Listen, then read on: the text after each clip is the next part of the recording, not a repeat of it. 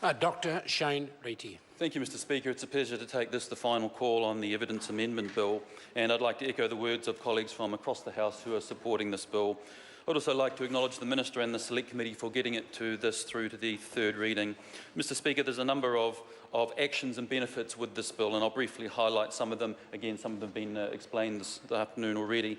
First of all, this bill creates the presumption that child witnesses will give evidence in alternate ways, and the clear benefit there is that this improves the environment for children to provide evidence by default, not by request. And I think importantly, this also standardises the child evidence process. I think another clear benefit is that sensitive evidence will only be available on a needs-to-have, needs-to-know basis with improved security, particularly for video recordings. The benefit here is the assurity to those giving evidence of appropriate distribution and monitoring of that evidence.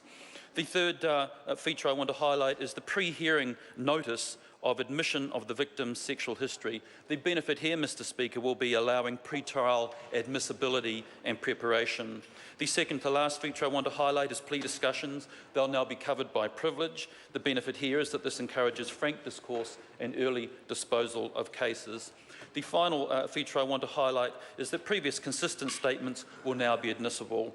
The benefits here are that the jury can hear a logical and coherent narrative. Mr Speaker, this is an excellent bill. I commend this bill to the House with thanks.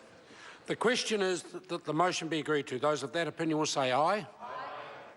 To the contrary, no. The ayes have it. Evidence Amendment Bill, third reading. Honourable members, in accordance with the determination of the Business Committee, I call on Kevin Haigh to make his valedictory statement. Mr Speaker. Kevin Haigh. Ki te whai au, ki te marama, ka whai reo hau.